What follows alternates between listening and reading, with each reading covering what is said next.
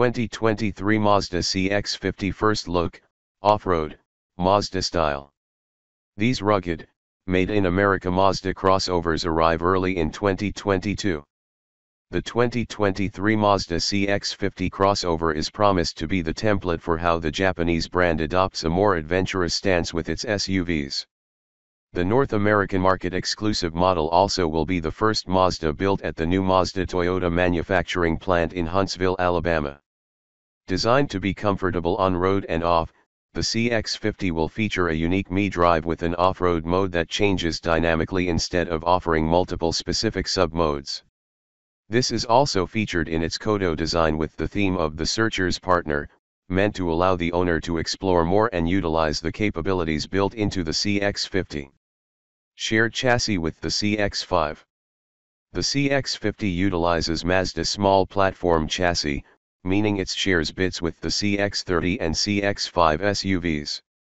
While CX-50 and CX-5 are both compact crossover vehicles, says Mazda, the CX-50 has been optimized for the outdoors. To translate, the CX-50 is intended to be butcher and less street-oriented than Mazda's other small crossover. It has a higher ground clearance and wider stance than the CX-5. Additionally, the 50's roof is strengthened and the suspension is stronger, being made to handle outdoor terrain better.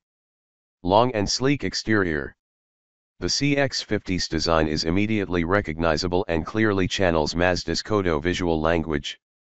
From the front-winged grille to the sleek profile, you won't mistake this for anything else in the compact crossover category except maybe the CX-5.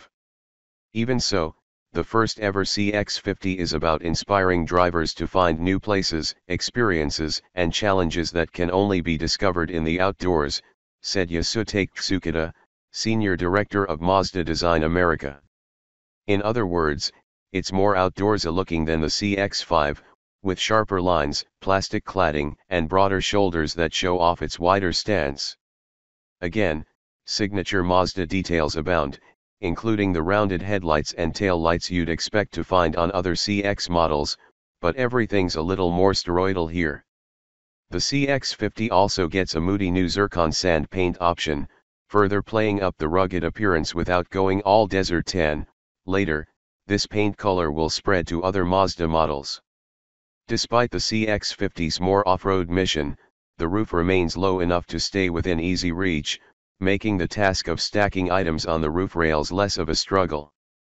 For longer items that can't be stored on the roof, the rear seats fold flat and the lowered seat backs run flush with the primary cargo floor, creating a continuous surface one can slide things across. Roomier, yet still driver-focused interior. Just because the CX-50's mission is less road-focused than other Mazdas doesn't mean it abandons the brand's driver-focused interior design. The cockpit still reaches for Jinbayatai, a Mazda philosophy that chases oneness between the car and its driver. All the key elements, says Tsukida, even the vertical vents, are placed symmetrically around the driver's axis, creating a sense of engagement and connection that encourages you to drive this vehicle. The models on display during the reveal wore a new terracotta color for the interior. It's a rich, almost tanned leather color that offers up a great contrast to the rest of the interior, which is primarily black in color. The same pop of brown is found on the stitching on the dash, the seating, front center armrest, and the stitching and armrests on the door panels. A panoramic moonroof is available. Multi-surface vehicle. While rugged in appearance, the CX-50 hides traditional Mazda handling attributes within. Dave Coleman, manager of vehicle dynamics for Mazda North America, explains that, in Mazda's research, even customers who go camping spend the majority of their time on pavement.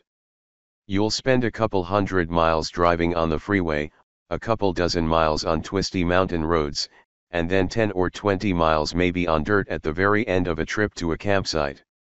So compromising all of that on-road driving just for a little bit of improvement off-road doesn't make a whole lot of sense, especially if you're Mazda with our expertise on-road. That balanced idea of performance extends to the drive mode selector, dubbed Mazda Intelligent Drive Select or Mi Drive, pronounced as My Drive, which only has 4 modes: normal, sport, towing, and off-road. Each mode tailors the standard I-active all-wheel drive system, throttle response, G-vectoring control, transmission logic, and braking system. Now, when most companies do a drive mode system like this, says Coleman, they're trying to make each drive mode distinct and different. So the car behaves differently in each mode. We kind of have the opposite approach. Mazda has a very consistent driving dynamic that we're pursuing, and we want to make sure the car behaves. In other words, the idea is to keep the CX-50s feel consistent regardless of which mode you're in. So, about those drive modes. Sport mode is like any of Mazda's sport modes, quickening the throttle response and directing the transmission to hold gears longer, rather than shifting up the second you let off of the throttle. Towing mode is self-explanatory, albeit with a Mazda twist behind it. As a unique part of our towing mode is that it also takes into account the way the dynamics of the car change when you have a bunch of tongue weight, says Coleman, so if you push down on the trailer hitch, really hard, that will lift the nose of the car and unweighs the front tires.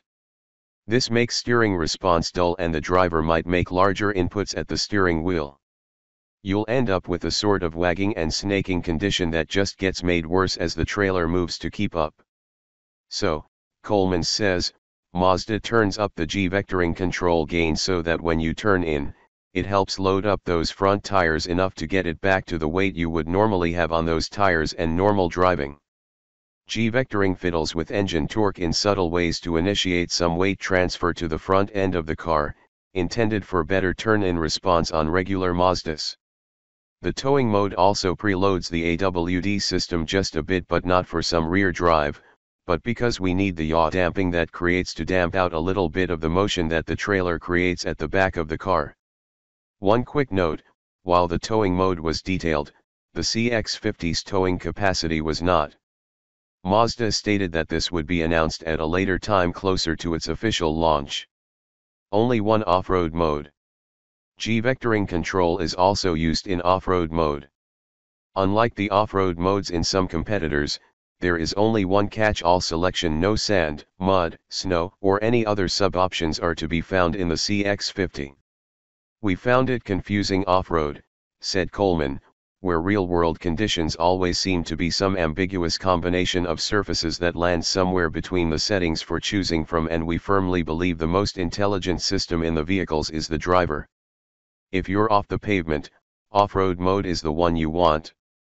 It's as simple as that, said Coleman.